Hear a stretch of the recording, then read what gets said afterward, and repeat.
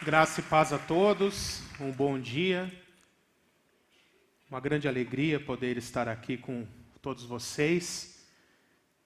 Igreja muito linda, povo muito lindo, estou realmente muito feliz. Gostaria de rapidamente falar um pouquinho também sobre a minha vida, o meu ministério.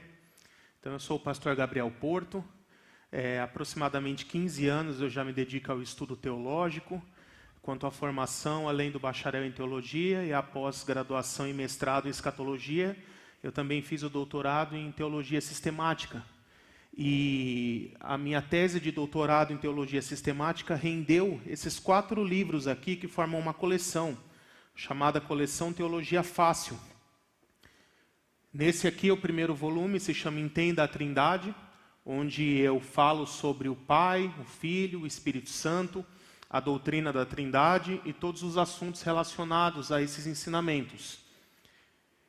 O volume 2 da coleção é o Homem, Pecado e Salvação, onde eu falo também todos os assuntos relacionados ao estudo do ser humano, a antropologia bíblica, então, criação do ser humano, queda, corpo, alma e espírito, todas essas questões.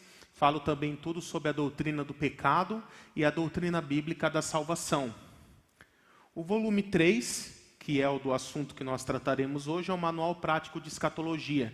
Então, tudo sobre profecias e fim dos tempos, como será o futuro, o que ocorre após a morte, vocês vão ter principalmente nesse livro aqui. E o volume 4, que encerra a coleção, é o Anjos, Demônios e Igreja, onde eu falo sobre tanto os anjos bons quanto os maus, também chamados de demônios, e a doutrina da igreja, tudo relacionado ao que é a igreja, a origem, ceia, batismo, oficiais da igreja, ordenanças, todas essas questões.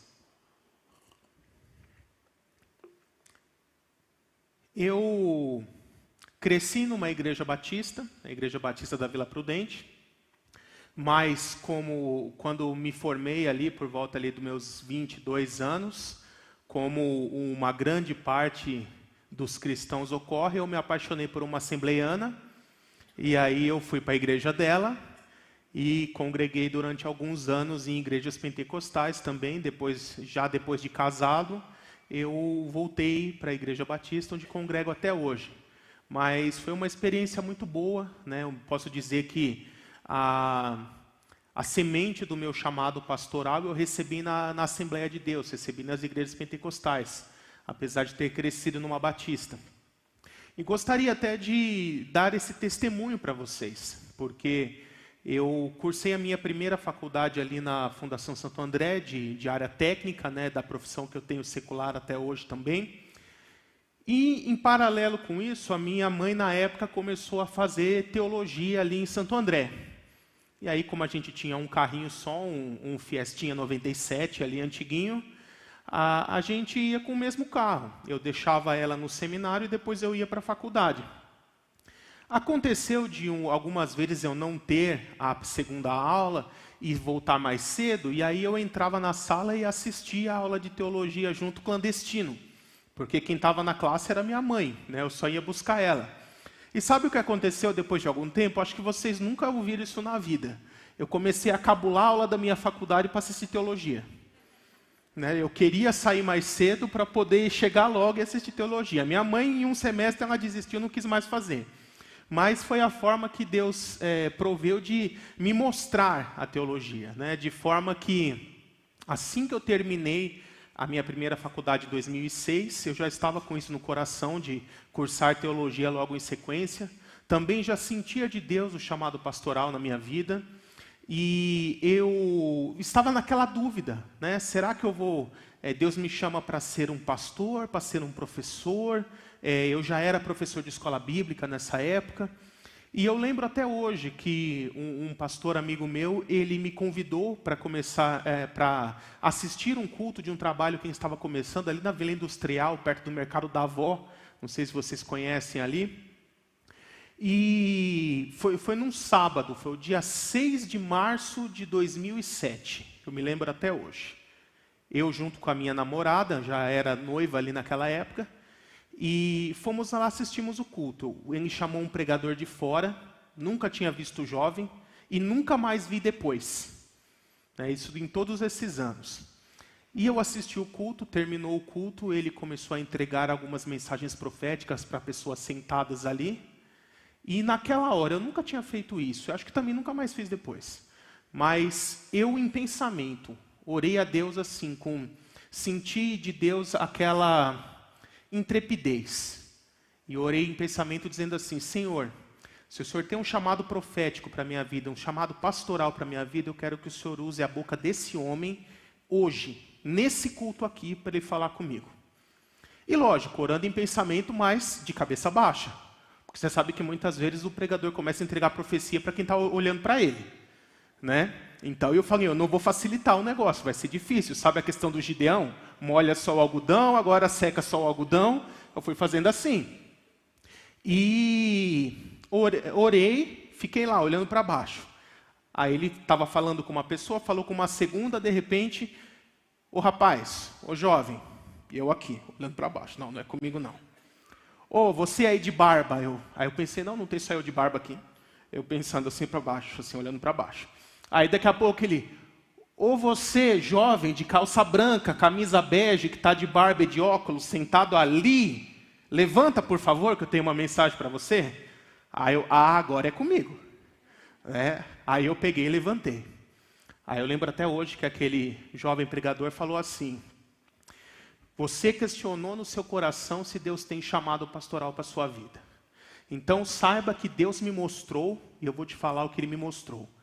Eu vejo você no futuro, fazendo vários vídeos de palestras e pregações, e atingindo milhares de pessoas, não só no Brasil, mas também em outros países. E eu recebi aquela mensagem. Isso acho que nem existia YouTube ainda na época. Mas ainda fiquei assim, eu acho que ele me viu como professor, o resto ele está falando da cabeça dele. Aí terminou o culto, fui lá falar pessoalmente com ele. Eu falei, tem certeza que você me viu como pastor, não foi só como professor? E aí ele disse assim, não, eu te vi como pastor. Você vai ter a sua ênfase de ministério no ensino, será um professor, mas também será um pastor.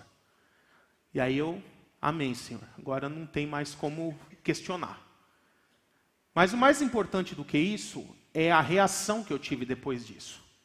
Isso foi um sábado, dia 6 de março de 2007. Passou o domingo, dia 7. Sabe o que eu fiz na segunda, dia 8? Segunda, dia 8. Eu estava entrando no seminário para me matricular.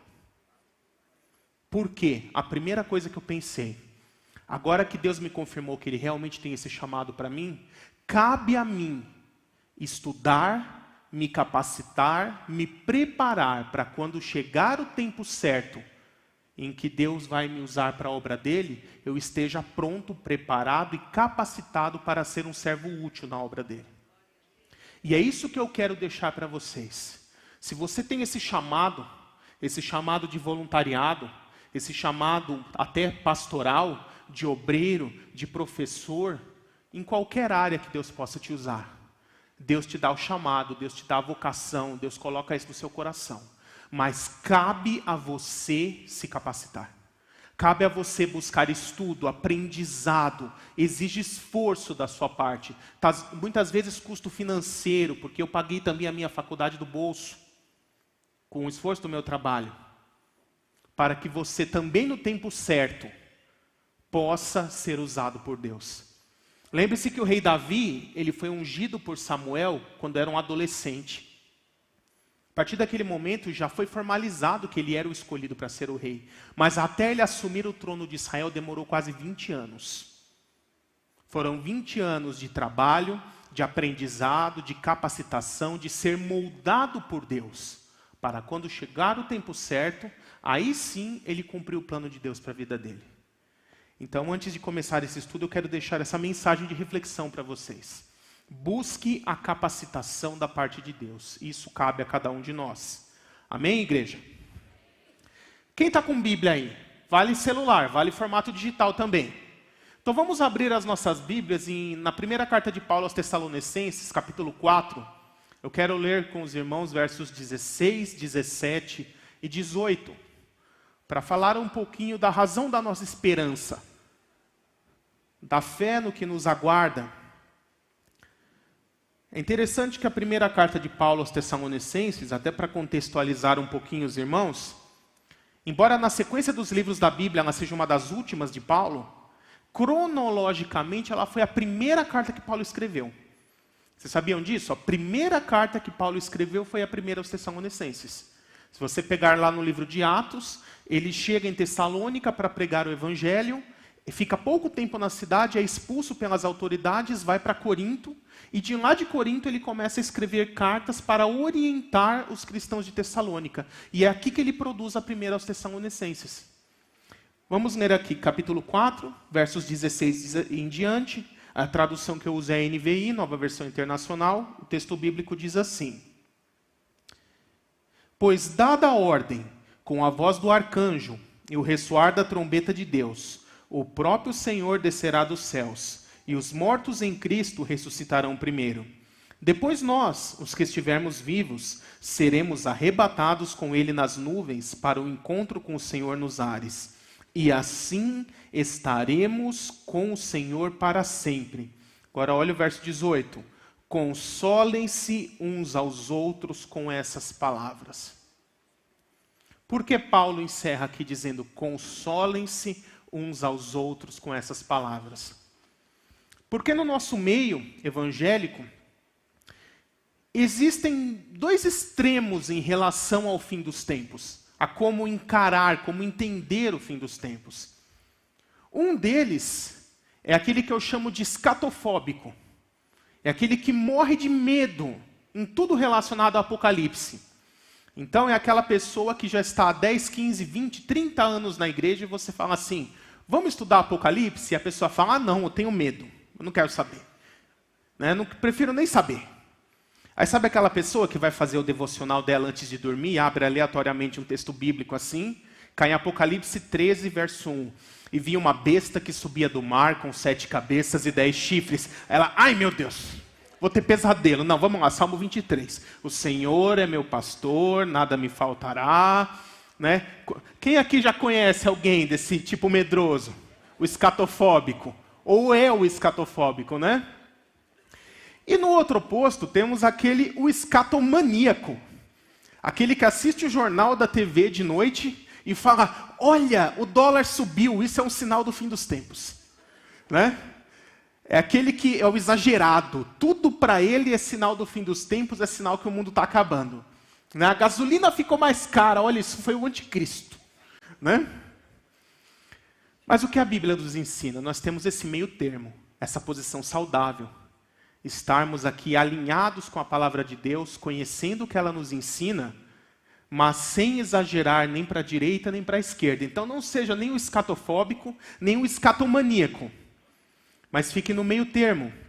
E por isso eu quero já iniciar o estudo aqui com vocês, falando um pouco dessa mensagem para o fim dos tempos. Já falei dos meus livros. Então, primeiro, o que é fim dos tempos? Normalmente as pessoas associam fim dos tempos a fim do mundo, né? Fim do mundo. Ah, o que é fim dos tempos? Ah, é igual aquele filme 2012, né? O vulcão explode, o tsunami destrói tudo, o terremoto quebra tudo. O que é fim dos tempos? Né? E segundo o calendário maia, o mundo já acabou há mais de 10 anos, né? Nós ficamos o que sobrou depois. Né? Você vê como é que toda tentativa de marcar data para o fim do mundo dá errada. Não importa a cultura em qualquer lugar. Jesus nos ensinou a estarmos prontos para uma vinda dele a qualquer momento e não nos apegarmos a sinais. Né? Mas, biblicamente, o que é fim dos tempos? São 3 coisas. Primeiro, é um período de cumprimento profético. Um período onde várias profecias bíblicas irão se cumprir. Além disso, é um período de transição da nossa atual era para a era vindoura, para a era seguinte, no plano de Deus. Deus tem um plano para a história. E esse plano se consuma em várias etapas. E por último, um novo começo para todas as coisas. Então perceba que em última instância, a mensagem para o fim dos tempos é uma mensagem positiva. Porque ela diz que esse mundo passará por uma transformação, uma transição, onde várias profecias bíblicas irão se cumprir, para atingirmos um novo começo para todas as coisas, com tudo perfeito, sem pecado, puro e santo, como deveria ter permanecido lá no Éden, se Adão e Eva não tivessem pecado. Então, para nós, os cristãos, os salvos, aqueles que entregaram as suas vidas a Cristo como o único Senhor e Salvador, essa mensagem tem que ser uma mensagem positiva, uma mensagem de esperança. Por isso Paulo fala ali no verso 18 que nós lemos: consolem uns aos outros com essas palavras. Saber como será o futuro tem que ser motivo de consolo para nós, não de medo, não algo negativo. Então, desde já, eu conclamo vocês a quebrarem esses preconceitos, esses paradigmas. Percam o medo do estudo bíblico. Percam o medo do estudo da escatologia bíblica. Porque, para vocês terem uma ideia, de tudo que Deus escreveu na Bíblia, cerca de 25% são profecias. Uma parte já cumprida, a outra ainda a ser cumprida. Então perceba que de toda a Sagrada Escritura, Deus reservou 1/4 dela só para profecias. Tamanha a importância desse assunto. Por isso nós não podemos negligenciar esse assunto. Essa palavra que eu estou falando, escatologia, o que é? É a junção de duas palavras gregas. Escatos significa o que vem por último, o que está no fim. E logia vem de logos no grego, que é estudo, ciência. Então nada mais é do que o estudo das últimas coisas, das coisas que estão no fim, o estudo do futuro, né, daquilo que ainda não chegou. Por que devemos estudar escatologia? Primeiro ponto, para não sermos enganados. Esse é o segundo. Por que não devemos ser ignorantes da palavra? Como eu já mostrei para vocês, é uma parte considerável da Escritura, a profecia bíblica. E nós temos que conhecer. Pedro, em sua carta, ele diz assim: todos nós, cada um de nós cristãos, servos de Cristo, devemos estar preparados para qualquer momento, quando formos questionados a respeito da razão da nossa fé, da nossa esperança, nós devemos estar prontos para dar uma resposta bíblica para isso. Em outras palavras, se você estiver no ponto de ônibus aguardando o ônibus, e de repente alguém ali no ponto aborda você e pergunta assim: você é um cristão? Aí você vai dizer sim. E a pessoa pergunta assim: por que você é um cristão? O que você responderia? Ah, eu já cresci na igreja. Ah, minha vizinha me convidou para ir para um culto, eu achei legal e fui ficando. Não, você tem que dar uma resposta bíblica de qual é a razão da sua fé. Qual é a razão da sua esperança. E para isso, temos que aprender. O segundo ponto é não sermos enganados por falsos mestres. Eu gosto muito de usar o exemplo que eu assisti uma vez, de uma entrevista com o diretor da Casa da Moeda Americana, maior especialista em cédulas de dólar na época, e a repórter disse assim: o senhor deve ter consumido muitas horas estudando os diversos tipos de falsificações que existem, porque talvez você não saiba, o dólar é a moeda mais falsificada do mundo, porque ela é a que mais circula no mundo. E aí ele disse assim: não, eu dou uma olhadinha, vejo como é que ficou, como fizeram, e já guardo, já arquivo. E aí a repórter admirada falou: e como você reconhece tão bem quando uma nota é falsa? E aí a resposta dele me impactou, eu lembro disso até hoje. Ele disse assim: eu sei exatamente como é a verdadeira. E quando eu me deparo com qualquer coisa diferente da verdade, da verdadeira, eu já sei que é falso. Da mesma forma, nós não precisamos consumir tanto tempo assim, aprendendo e conhecendo os diversos tipos de seitas e heresias que existem por aí, os diversos tipos de falso. Antes, você deve conhecer muito bem a verdade. Conheceu isso aqui, ó? Qualquer coisa diferente disso aqui é falso. Não precisa nem perder seu tempo. Por isso, nós precisamos estudar a Escritura. E para sermos capazes de reconhecer os sinais. Como eu disse, o escatofóbico vê escatologia em tudo. Nem tudo é sinal do fim dos tempos, mas algumas coisas são. E para saber quais são e quais não são, nós precisamos reconhecer os sinais. E vamos prosseguir aqui.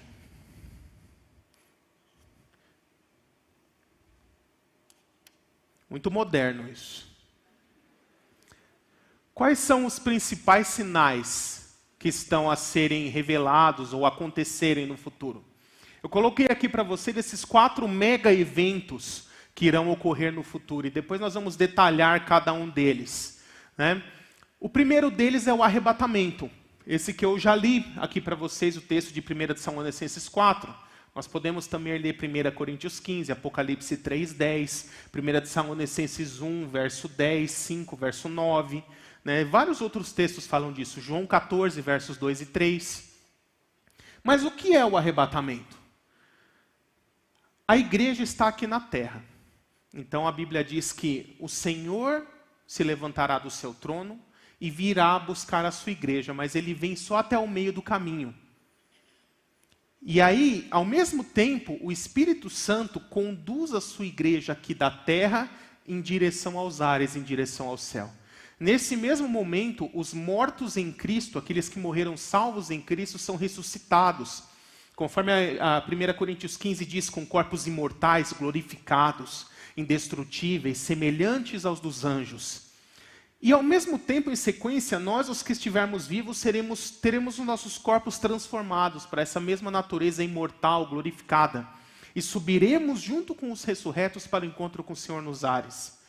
E ali Jesus pega a sua igreja e vai levar para o céu, para selar esse casamento de Jesus com a sua igreja. Isso é uma forma bem resumida, eu vou explicar depois para vocês em mais detalhes. O próximo evento é tribulação.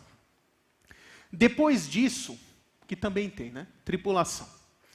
Depois disso, começa um período que eu vou detalhar melhor a seguir, em que se levantará um grande líder mundial entre os gentios, que fará um acordo de paz com Israel, e ele conseguirá o apoio do mundo inteiro através de um poder sedutor que o próprio Satanás irá conceder a essa pessoa. Como diz 2 Tessalonicenses 2, aos que de antemão se recusaram a crer na verdade, Deus permite que seja enviado um poder sedutor para que creiam na mentira. E assim o anticristo conseguirá o apoio de todas as nações. E ele dominará o mundo por 7 anos. Daqui a pouco vocês vão entender por que são 7 anos. E esse período de 7 anos é chamado período da tribulação ou da grande tribulação. Ao final desses 7 anos ocorre esse terceiro mega evento, a volta de Cristo. Então é importante nós fazermos uma distinção clara entre arrebatamento e parousia. Parousia é o termo grego para se referir à volta de Cristo no fim da tribulação.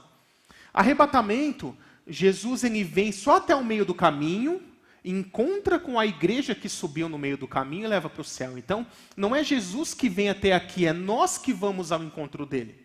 E nos encontramos no meio do caminho e vamos para o céu. Já na volta de Cristo no fim da tribulação, é o próprio Jesus que vem a este mundo para pisar novamente os seus pés nessa terra. Como diz lá Zacarias 14, verso 4, naquele dia os seus pés pisarão sobre o Monte das Oliveiras. E depois eu vou dar mais detalhes sobre isso. Mas Jesus Cristo irá voltar a esse mundo para pisar aqui nesse chão novamente. Para fazer o quê?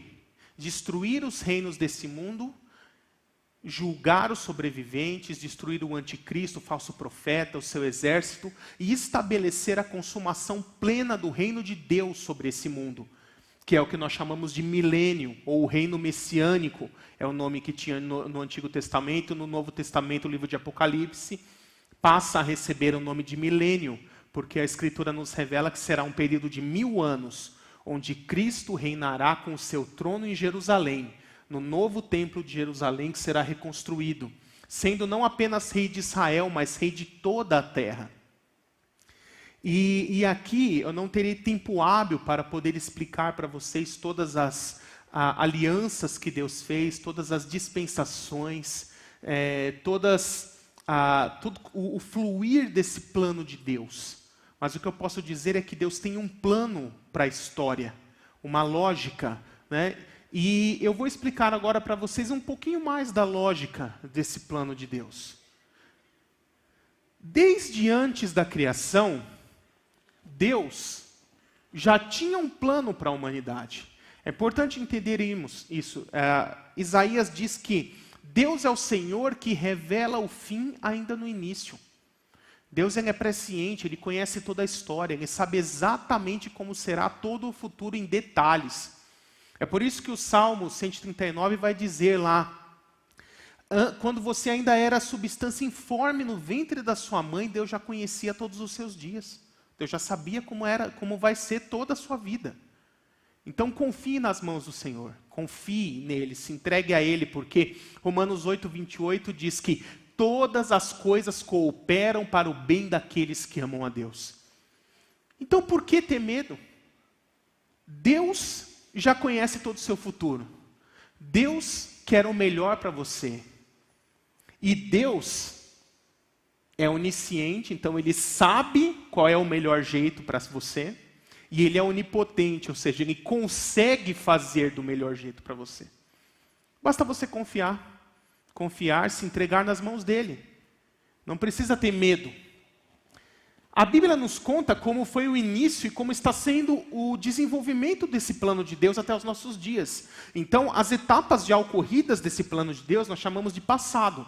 As que estão ocorrendo em nossos dias nós chamamos de presente. Mas olha a outra parte. E também nos revela de forma profética como será a finalização desse plano, que se dará com os eventos futuros conhecidos como o fim dos tempos. Por que é importante entendermos isso? É um mesmo e único plano de Deus, que começa no passado, se estende pelo nosso presente e terá sua conclusão no futuro. Então nós não podemos entender o futuro, as profecias bíblicas, o cenário escatológico, como algo dissociado do passado e do presente, porque é uma continuação desse mesmo plano. Então aqui, se você for se lembrar ali da sua 4ª ou 5ª série, a sua aula de geometria, vamos ver quantos pontos se precisa no mínimo para formar uma reta. E agora, pastor? É de escatologia, não é matemática o negócio, não vim preparado. São 2 pontos. Então, olha a ideia aqui, você fixa esse ponto aqui, passado. Entendeu como é o passado? Fixa o ponto. Entendeu que a Bíblia fala de como está sendo presente? Fixa esse outro ponto aqui. Aí você pega e traça uma linha reta do passado passando pelo presente. A direção que essa linha te aponta é como será o futuro. Porque é uma continuidade do mesmo plano. Então, um erro que o pessoal comete muito é isso, tentar entender o futuro dissociado do passado e do presente, quando na verdade é uma continuação, é um mesmo e único plano de Deus. Através da Bíblia podemos aprender como é o plano, quais partes já se cumpriram e quais ainda vão se cumprir. Ou seja, a Bíblia nos revela como será o futuro. Já pararam para pensar na grandiosidade dessa revelação? Vou falar de novo. A Bíblia nos revela como será o futuro, em detalhes, de forma precisa. Tantas pessoas vão aí em adivinhos, médiums, sensitivos e qualquer outro nome que você acha por aí, tentar receber revelações de como será o futuro. E aí a gente ouve aquele tipo de revelação assim: este ano um famoso jogador de futebol irá casar com uma atriz. Joia, perfeito. Este ano uma grande empresa irá quebrar, ao mesmo tempo que outra empresa se tornará a maior empresa do mercado. Isso são adivinhações. Agora, olha a diferença da profecia bíblica. A profecia bíblica ela vai contra todas as probabilidades. Por exemplo, se eu tivesse que escolher aleatoriamente de qual cidade do estado de São Paulo nasceria alguém que se tornaria o presidente. Estatisticamente, qual seria a cidade mais fácil de você chutar? São Paulo, lógico, é a capital, é a que tem mais gente, é a mais provável. Agora, se eu falasse para você, por exemplo, meu sogro ele mora num sítiozinho, na divisa com o Paraná, uma cidade que chama Barra do Turvo. O sítio dele é uma ladeirona assim, e lá embaixo passa o rio Turvo. Não deve ter 6.000 habitantes a cidade. Se eu falasse, não, aquele que se tornará o presidente vai nascer de Barra do Turvo. Estatisticamente, chutando, você diria para mim, você é louco. Você vai chutar o mais improvável? Mas olha o que a Bíblia faz. Miqueias 5:2 diz assim: Tu, Belém Efrata, a menor dentre todas as cidades de Judá, de ti virá o Salvador, aquele cujas origens vêm desde os tempos da eternidade. A Bíblia diz que o Messias ia nascer em Jerusalém? Não. Belém Efrata. Por que Efrata? Tinha várias Beléns, tá, naquela época. Belém no hebraico, Bet-Lehem, significa casa do pão. É o lugar onde pegava-se o trigo colhido e processava ele para virar farinha. Né? Então ele especifica, é a Belém de Efrata, não é qualquer uma. É a menorzinha cidade de Judá. Dali vai nascer o Messias. Contra todas as probabilidades, mas quando nós vemos ali nos evangelhos, Jesus Cristo nasce onde? Em Belém. Isso é profecia bíblica. Ela se cumpre contra todas as probabilidades. Quer ver uma outra? Qual seria a montaria adequada para um rei entrar em sua capital e ser recebido como rei pelo seu povo? Um cavalo alazão, manga larga, né? Branco, aquela crina, aquele cavalo que a pata é desse tamanho, né? Agora eu falo para vocês assim: o Rei dos Reis e Senhor dos Senhores vai entrar em sua capital montado num burro de carga. E aí? Contra todas as probabilidades. E é o que está lá, Zacarias 9:9. Eis que o teu Redentor vem diante de ti, humilde e montado num jumentinho. E Zacarias ainda enfatiza, isso mesmo, um jumento, cria de jumenta. E aí você fala, mas será? Mas quando nós vemos no Evangelho, o que aconteceu? Jesus, pode ir lá, Mateus 21, entrada triunfal. Jesus entra em Jerusalém montado num jumentinho, num burro de carga. Contra todas as probabilidades. Isso é profecia bíblica. A profecia bíblica está num patamar muito além de qualquer suposta adivinhação humana. Porque apenas Deus conhece o futuro com exatidão. Ele é onisciente, ele é onipresente, ele é eterno, ele é todo-poderoso. Ele conhece o futuro com exatidão. O resto é adivinhação. Agora eu quero falar com vocês sobre uma profecia muito importante, talvez uma das mais importantes do Antigo Testamento. Pela magnitude de seu conteúdo, eu diria a mais importante. A profecia das 70 semanas de Daniel. Nós encontramos ela ali no capítulo 9 de Daniel, versos 24 a 27. Apenas esses 4 versículos. Mas que nesses 4 versículos, Deus revela para Daniel o que aconteceria no tempo dele, o que aconteceria no período interbíblico, na primeira vinda do Messias, sua morte, ressurreição, ascensão, era da igreja, tribulação, milênio e eternidade. Em 4 versículos. Mas é importante primeiro contextualizar vocês a respeito de como chega esse cenário. Daniel, você deve conhecer bem a história dele, ele foi levado ainda adolescente ali pelos babilônicos, quando o povo de Judá perde a luta para a Babilônia, e Nabucodonosor os arranca da sua terra, pega ali os mais jovens, mais saudáveis, fisicamente perfeitos, que dominavam alguma profissão, e os leva para servir o rei da Babilônia. E com isso vai Daniel e seus 3 amigos. E Daniel passa ali, a partir daquele momento, praticamente a sua vida inteira na Babilônia. Quando nós chegamos em Daniel 9, fala no primeiro ano que Dário dos persas assume o reinado da Babilônia. Então, só para vocês entenderem, a Babilônia governou ali durante muitas décadas, até que os persas fizeram um ataque surpresa e tomaram o poder. Isso está lá em Daniel 5. E aí, os persas tomaram o poder, o rei do império como um todo era Ciro. Mas ele deixou um representante para governar em cada uma das províncias conquistadas. E na da Babilônia ele deixa Dário, que era genro dele. E por isso que o reinado é ao mesmo tempo de Ciro e de Dário. Ciro é o rei de todo o Império Persa na época. Dário era o governante da Babilônia, debaixo da autoridade de Ciro. Por isso que, por vezes, o livro de Daniel vai chamar de reino de Ciro e reino de Dário. Tá?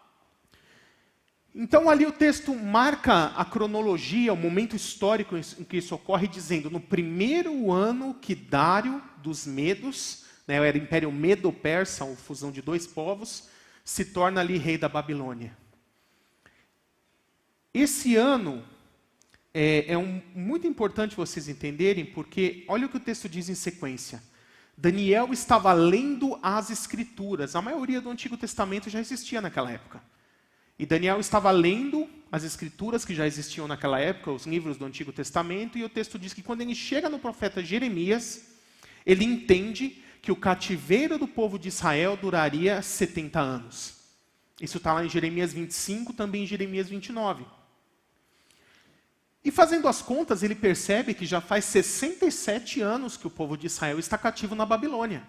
Então ele, se Deus profetizou por Jeremias que vai durar 70 o cativeiro, já estamos a 67, falta apenas 3 anos para o término do cativeiro. Mas ele estava lendo as Escrituras, toda a Bíblia, não só Jeremias. Então, provavelmente ele leu textos como Deuteronômio 30, 1 Reis 8, que diz que o arrependimento é um pré-requisito para que Deus tire o seu povo do cativeiro e os coloque de volta em sua terra.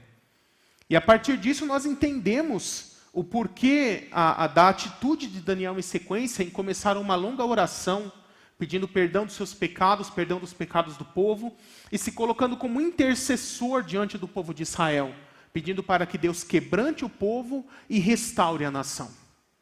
Certamente ele também leu o livro de Isaías, porque estava se cumprindo nos dias dele uma profecia de Isaías. Isaías, no finalzinho do capítulo 44, emendando com o começo do 45, Deus diz que levantaria um homem chamado Ciro, e que ele ordenaria que Jerusalém e o templo fossem reconstruídos. E olha que interessante, na época que Isaías profetizou isso, Jerusalém não tinha caído. O templo não estava destruído, estava lá funcionando normal. Então como é que Isaías profetiza que o templo e Jerusalém seriam reconstruídos antes mesmo deles terem sido destruídos? Olha aí a precisão da profecia bíblica. Mas então Deus, ele, por meio de Isaías, revela que levantaria esse homem chamado Ciro. E aí, quando os persas dominam os babilônicos e assumem o poder, assumem a supremacia mundial, como é que chamam o imperador da Pérsia? Ciro. Aí Daniel fala, pronto, ele é o cara. É esse aí que vai permitir que a gente volte para a nossa terra. E o mesmo livro de Isaías é o que mais fala da vinda do Messias e do início do reino messiânico. Por isso Daniel estava com isso na sua mente, essa ideia de que ao final dos 70 anos, quando Deus libertasse o povo de Judá, eles iam voltar para a Terra Santa, o Messias iria se manifestar e o reino messiânico iria começar. E aí Deus precisa intervir. Quando chega no verso 24, e aí eu gostaria de ler com vocês, Daniel 9, 24, olha o que vai acontecer. Algo interrompe a oração de Daniel. Verso 23, aliás, para vocês contextualizarem um pouco mais. Um pouquinho mais, deixa eu ver, 20. Daniel 9, verso 20 em diante, diz assim: enquanto eu estava orando e confessando o meu pecado, e o pecado de Israel, meu povo, e trazendo o meu pedido ao Senhor, o meu Deus, em favor do seu santo nome, enquanto eu ainda estava em oração, Gabriel, o homem que eu tinha visto na visão anterior, veio voando rapidamente para onde eu estava, na hora do sacrifício da tarde. Perdão, viu, irmãos, eu não estou muito bem na garganta. Ele me instruiu e me disse: Daniel, agora vim dar-lhe a percepção e entendimento. Assim que você começou a orar, houve uma resposta que eu lhe trouxe, porque você é muito amado. Por isso, preste atenção à mensagem para entender a visão. Algumas coisas me impactam nesse texto. Primeiro, Deus manda o anjo Gabriel ir lá falar com Daniel para dar a explicação. Mas a outra me impacta mais do que essa. É que Daniel já conhecia o anjo pela cara. Você já parou para pensar nisso? O anjo não precisou nem se apresentar. Porque se você pega Daniel 8, capítulo anterior, o anjo Gabriel já tinha aparecido para ele antes, obrigado, irmão, e entregado outra explicação de uma visão que ele teve. Então ele olha e fala assim, é o anjo Gabriel, mesmo da outra visão. E aí, tudo jóia, Gabriel? Como é que tá lá no céu? As coisas estão bem? Tá frio lá? Como é que tá? Né? Ele já conhecia o anjo pela cara. Você já ouviu falar de alguém que conhece o anjo pela cara? Daniel conhecia. Né? Tamanha intimidade. E aí Daniel, mesmo assim, ele se apresenta para cumprir o protocolo, né? E fala, olha, então, eu vim te entregar a explicação dessa visão para você entender. E aí, ao mesmo tempo que é uma coisa maravilhosa para Daniel, também é um balde de água fria, porque vai ser totalmente diferente do que ele estava achando que era. Ele começa dizendo assim, 70 semanas estão determinadas sobre o teu povo e a tua santa cidade. E perceba aqui o que eu marquei em vermelho. Esses 3 pontos vermelhos são de muita importância para se entender o escopo da profecia. A palavra hebraica aqui traduzida por semana é o termo shabua, né? Aqui está no plural, shabuim, você vai encontrar no texto. Shabua, ele significa um conjunto de 7. Não necessariamente semana igual nós temos no português, que sempre vão ser 7 dias. O povo de Israel estava acostumado a contar vários ciclos de 7. 7 dias, 7 meses, 7 anos. Por causa da lei de Moisés. Porque se você observar, a lei de Moisés, principalmente lá em Levítico, vai dizer que durante 6 anos o povo de Israel poderia plantar na terra e no 7º ano teria que deixar a terra descansar, porque era o ano sabático. E quando esse ciclo se repetia 7 vezes, ou seja, 7 vezes 7, 49, o ano seguinte, o 50º, era chamado o ano do jubileu, onde todos os escravos teriam que ser libertados, todas as dívidas teriam que ser perdoadas e todas as terras teriam que ser devolvidas a seus donos originais. Então, o povo de Israel era obrigado a contar esses ciclos, para saber quando era o ano sabático, quando era o ano do jubileu. Como o povo de Israel, como Daniel aqui estava com o período de anos na sua cabeça, 70 anos que ele entendeu que Jeremias profetizou até o fim do cativeiro, então nós já podemos depreender que essas 70 semanas são semanas de anos, ou seja, 70 vezes 7, 490 anos. Deus reservou na história um período de 490 anos. Sobre quem? E aqui é de suma importância, sobre o teu povo, Israel. As 70 semanas são contadas sobre Israel, sobre o povo judeu. E sobre a tua santa cidade, cidade de Jerusalém. Então a profecia das 70 semanas é para o povo de Israel, para a cidade de Jerusalém. Tudo que ele vai descrever em sequência, sempre vai dizer respeito a Israel e a Jerusalém. Povo de Israel e Jerusalém, a fim de realizar 6 propósitos. Olha aqui os 3 primeiros, associados à primeira vinda do Messias. Acabar com a transgressão, dar fim à iniquidade e expiar os pecados. Transgressão aqui no hebraico significa todo ato de rebelião contra Deus. A iniquidade aqui, primeiro os pecados aqui no hebraico ratá, são os pecados comuns e cotidianos da vida das pessoas. Esses também, segundo a profecia, seriam restringidos. A ideia de restringir aqui, ele passa no hebraico a ideia de você amarrar firmemente como uma corda, como se alguém ficasse tão amarradinho a ponto de nem conseguir se mexer assim. Isso é a ideia de restringir, né? E dar fim aos pecados, expiar a iniquidade. Iniquidade aqui, aí agora a mulherada se prepara, apesar que hoje já está um pouquinho fora de desuso. Sabe como é iniquidade em hebraico? Avon. É isso a palavra, não fui eu que inventei. E o que significa iniquidade? É a natureza caída do ser humano. É o nosso estado caído, depravado, como consequência da queda. Então, essa natureza caída do ser humano, haveria uma expiação por ela seria redimida, restaurada, transformada. Depois disso, agora a mulherada só vai Natura, Boticário, não vai mais querer saber de Avon. né? Quem mandou escolher esse nome também é o dono, né? E os últimos... Então, esses 3 primeiros propósitos estão diretamente associados à primeira vinda do Messias. Para aqueles que creem e entregam suas vidas a Cristo, na primeira vinda, ele já fez esse momento de cessar a transgressão, dar fim aos pecados e expiar a iniquidade. Isso é parte do processo de regeneração, do novo nascimento daquele que crê em Cristo. Mas ainda tem mais 3 propósitos. Olha os outros 3, diretamente associados à segunda vinda. Trazer a justiça eterna. Esse termo aqui traduzido por eterno em hebraico é olam. Olam também pode ser traduzido como uma era, um grande período de tempo, né? E cumprir a visão e a profecia, cumprir as profecias bíblicas. E ungir o Santo dos Santos, um local santíssimo lá do templo, aquele lugar onde ficava a arca. Então esses 3 propósitos estão diretamente associados à segunda vinda do Messias, é o que ele fará plenamente na sua segunda vinda.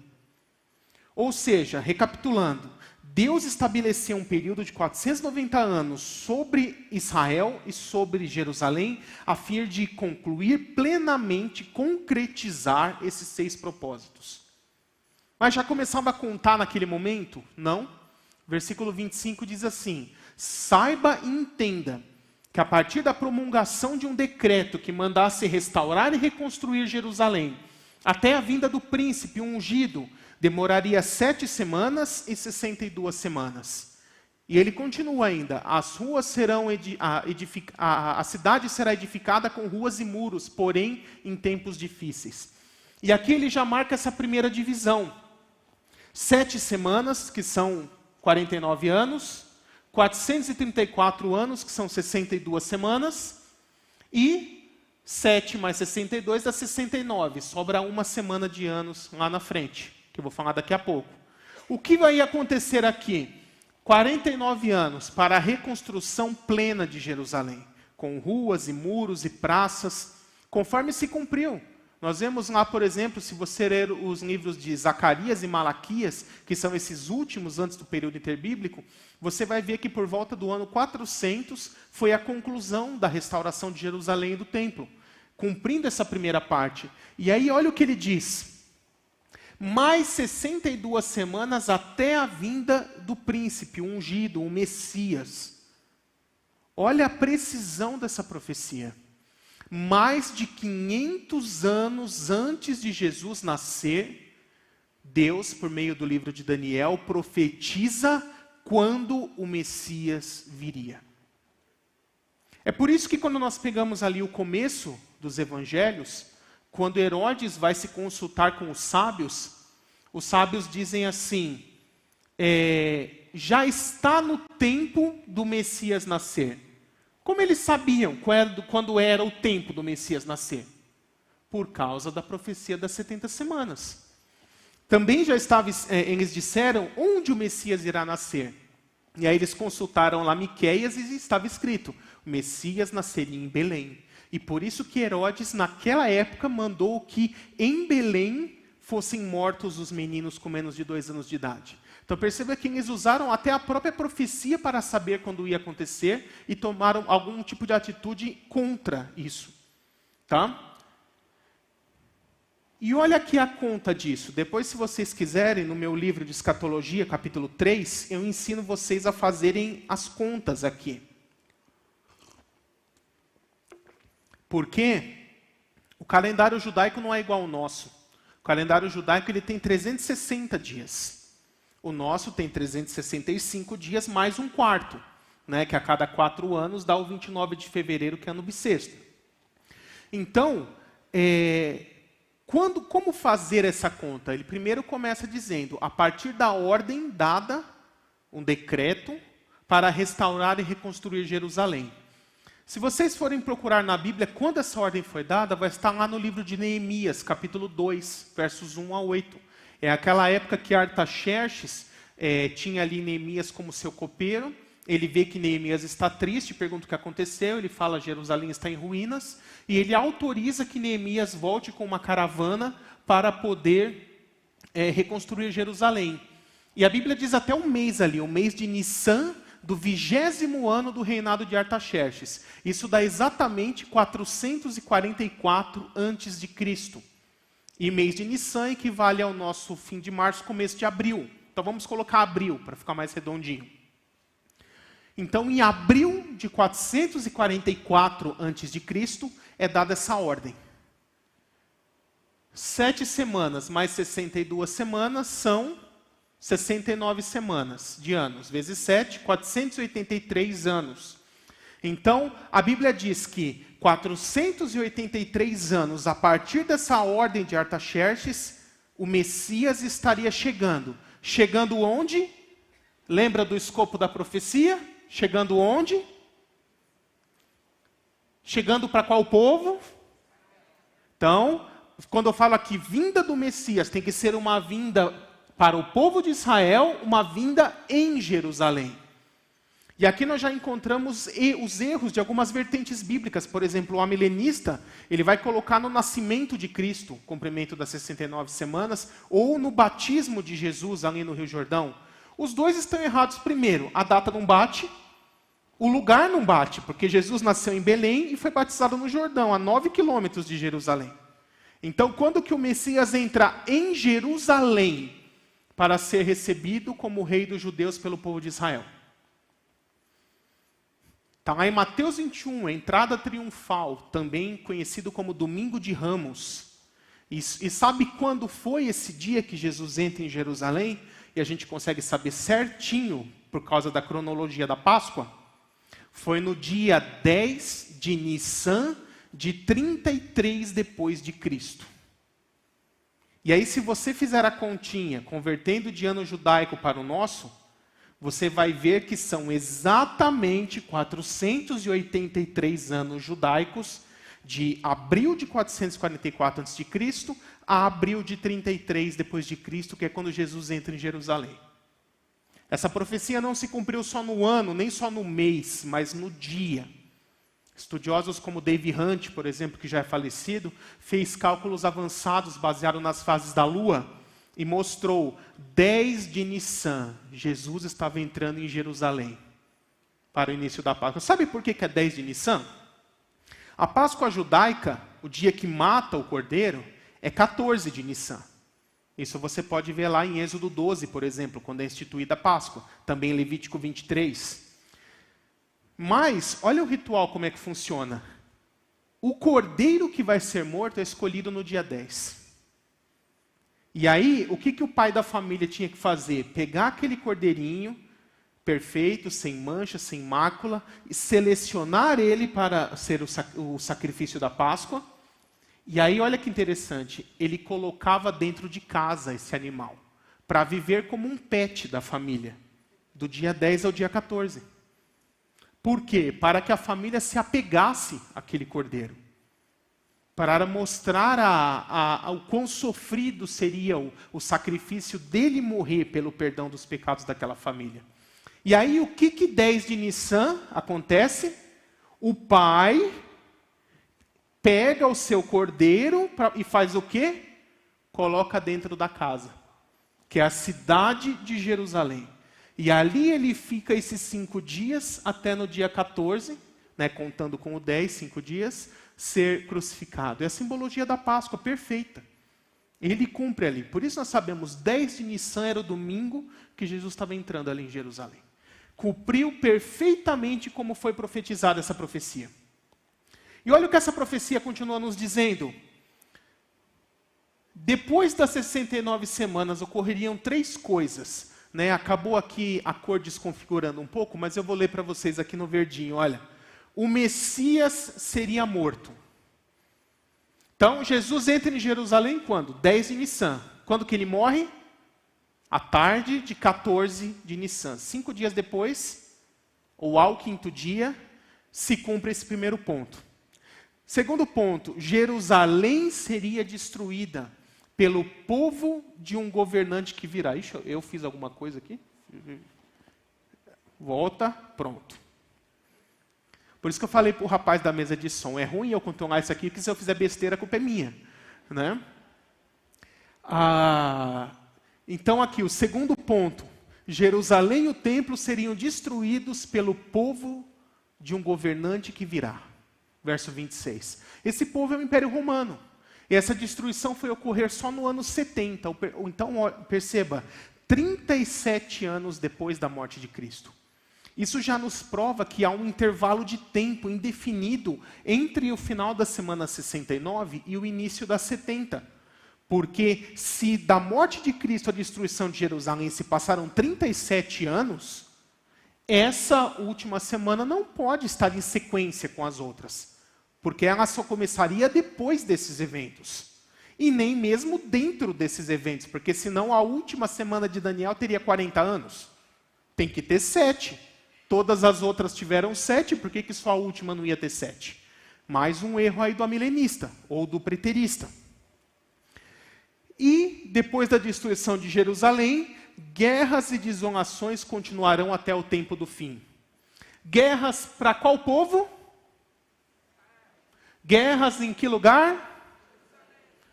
Perceba como manter o escopo da profecia é importante? Guerras e desolações foram decretadas para quem?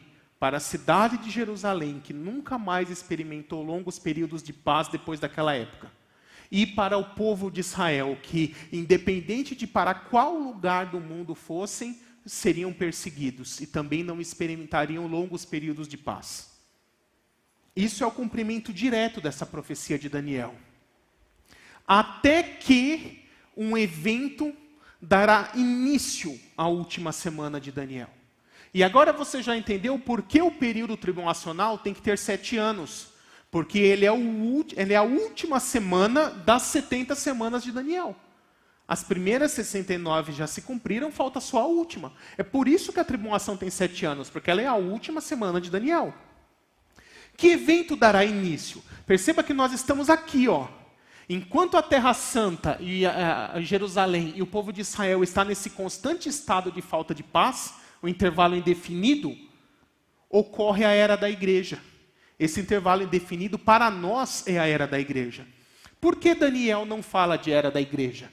Primeiro, porque é um mistério que não havia sido revelado no Antigo Testamento. Paulo vai dizer isso bem claramente. Segundo, que o escopo da profecia não envolve a igreja, envolve quem? Israel e Jerusalém. Eu vou martelar isso na cabeça de vocês, vai ter que entrar isso. A profecia é para Israel, é para Jerusalém. Tá? Porque se você gravar isso, você não erra. Você não erra a interpretação. Tá? Que evento dará fim à era da igreja e início à tribulação? Não, fim à era da igreja é um pouquinho antes, mas início à tribulação. Vamos ler lá Daniel 9, 27. Aliás, 26, só para vocês entenderem de quem eu estou falando. Olha o verso 26, parte B.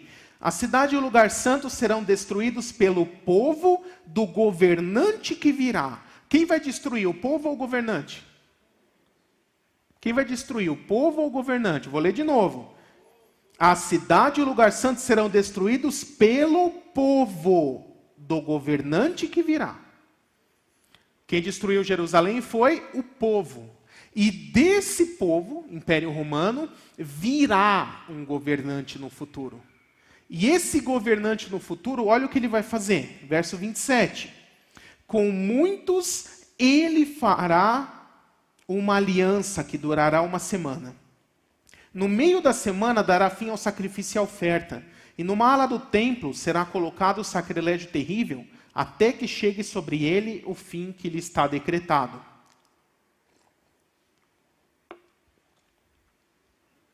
Perceba mais um motivo do porquê tem que ter um intervalo de tempo grande aqui.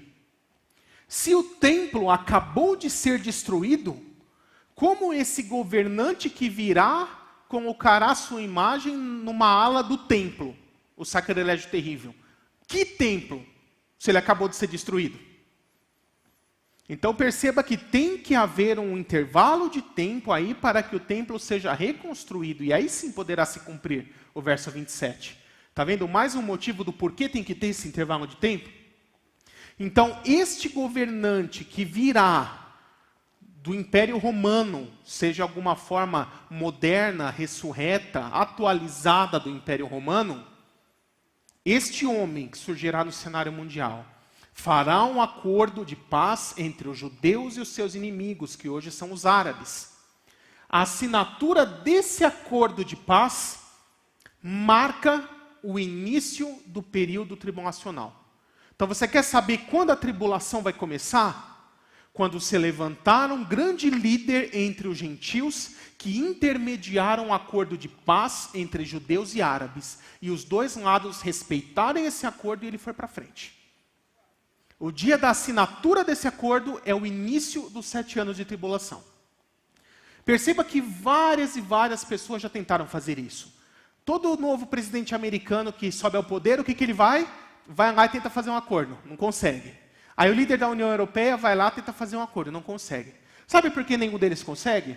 Porque segundo Tessalonicenses 2 está escrito assim: o mistério da iniquidade já opera desde a antiguidade, restando apenas que seja afastado aquele que agora o detém. E vai continuar detendo até que seja afastado. E quando ele for afastado, aí sim o diabo irá manifestar o iníquo no mundo. Por que o anticristo ainda não apareceu no mundo, publicamente? Porque o poder do Espírito Santo que está com a igreja detém a manifestação do anticristo. Enquanto a igreja estiver aqui, o anticristo não se manifesta. Porque o poder do Espírito Santo restringe o diabo, impede o diabo de manifestar o anticristo nesse mundo. Mas quando a igreja for arrebatada, o poder do Espírito Santo vai junto, aí fica livre. E aí o que acontece? O diabo dá o seu poder ao anticristo, e aí sim ele se manifesta no cenário mundial para fazer esse acordo de paz. Então, isso é uma notícia para nós ficarmos atentos. Começa rumores ali de um acordo de paz no Oriente Médio, e você vê uma diferença, uma coisa, olha, parece que agora vai para frente, parece que agora os dois lados estão respeitando e o negócio vai. Aí sim você saiba que o Senhor está às portas. O arrebatamento pode acontecer a qualquer momento, ele é iminente, mas isso é um sinal forte para vocês observarem. Outro sinal forte, planos de reconstrução do Templo de Jerusalém. Isso eu vou falar mais para frente, mas primeiro eu vou focar aqui nas 70 semanas.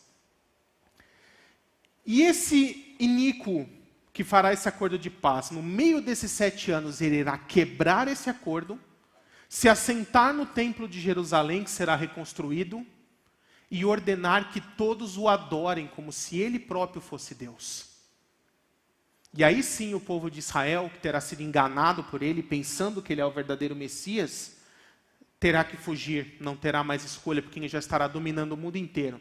Eu vou falar isso melhor no segundo período. Mas o fim dele está decretado. O texto diz que ele se assentará em Jerusalém até que chegue sobre ele o fim que lhe está decretado. Porque a última semana, quando acaba esses 7 anos, o que vai acontecer? Completou as 490. O que Deus vai concluir ao final dos 490? Esses 6 propósitos.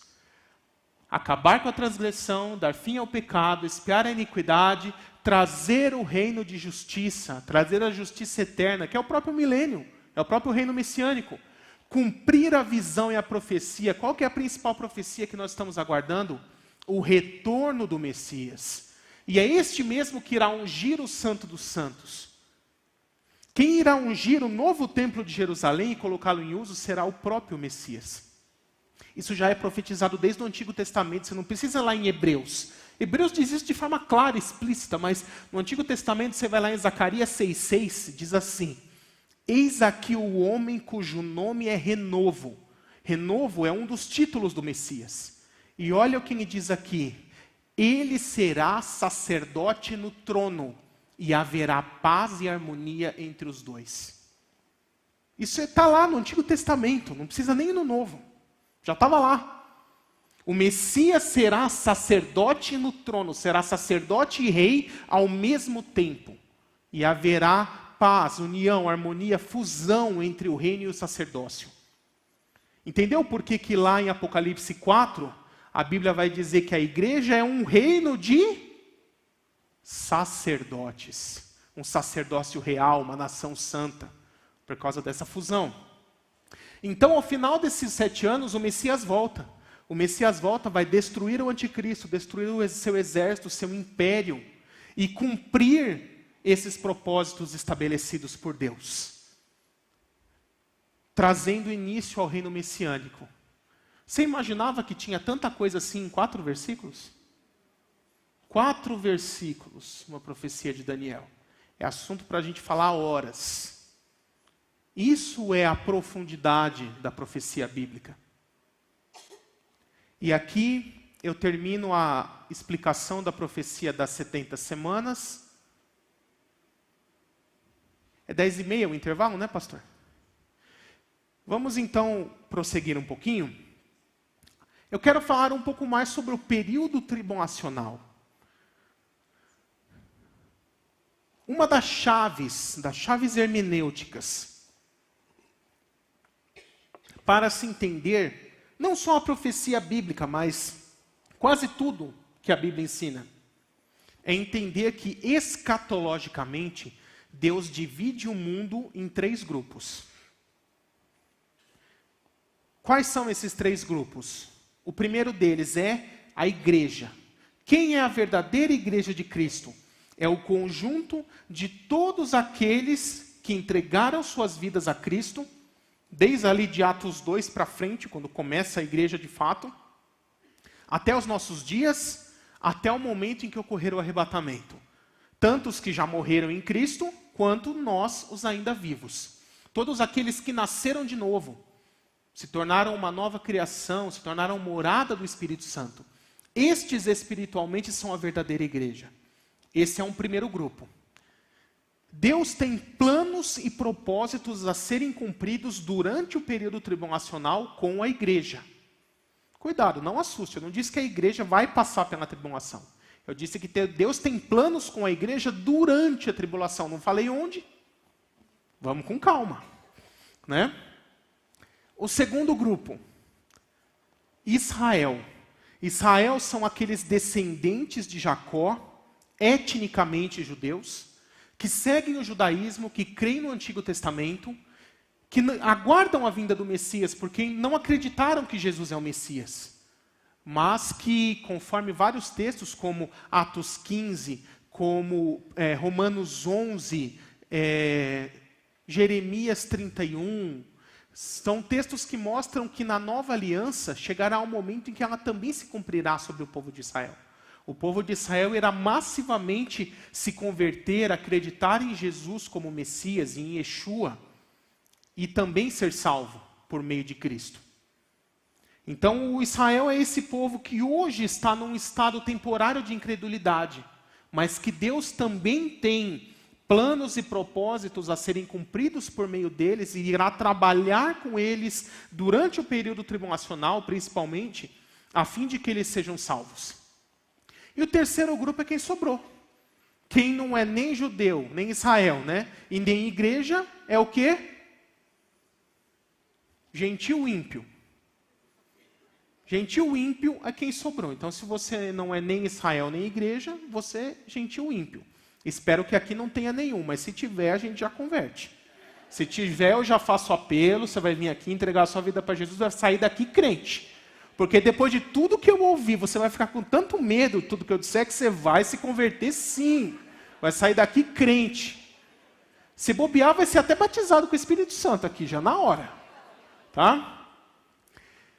E o terceiro grupo são os gentios ímpios. Aqueles que vão seguir o anticristo, adorar a sua imagem, fazer parte de seu império, receber a marca da besta. E a esses Deus tem apenas um objetivo: derramar sua ira, derramar sua punição. Perceba que não é possível fazer parte de mais do que um desses grupos ao mesmo tempo. Porque a pessoa ou nasce etnicamente gentil, ou nasce etnicamente judeu, certo? Se a pessoa entrega a vida a Jesus, seja judeu ou gentil, ela deixa de fazer parte de seu antigo grupo e se torna parte da igreja, que é formada por judeus e gentios. Não é isso que Paulo fala lá em Efésios 3, se eu não me engano? Derrubou o muro da inimizade, o muro de separação, e criou um novo povo com os dois juntos. Então, se um judeu entrega a vida a Jesus, ele vira a igreja. Se um gentil que nasceu ímpio entrega a Jesus, vira a igreja. E se eles não se convertem, continua ou judeu ou gentil ímpio. Tá? Então, a pessoa vai fazer parte de somente um de cada um desses grupos. A seguir, no próximo período, eu vou falar para vocês o que Deus irá realizar e concretizar com cada um desses grupos durante a tribulação. Vamos falar primeiro o que ocorrerá com a igreja durante a tribulação, depois com os gentios ímpios durante a tribulação, e depois com Israel durante a tribulação, e aí sim culminando na volta de Cristo, no fim da tribulação. Mas eu quero aproveitar esses 2, 3 minutos que nós temos para abrir para perguntas. Se você tem alguma dúvida sobre o que já foi falado, né, esse momento você pode levantar a sua mão. Eu não sei se o pessoal da mídia consegue levar um microfone próximo de você. Né, aqui já tem uma mão levantada, para que as pessoas possam utilizar esses minutos restantes para a gente responder algumas perguntas.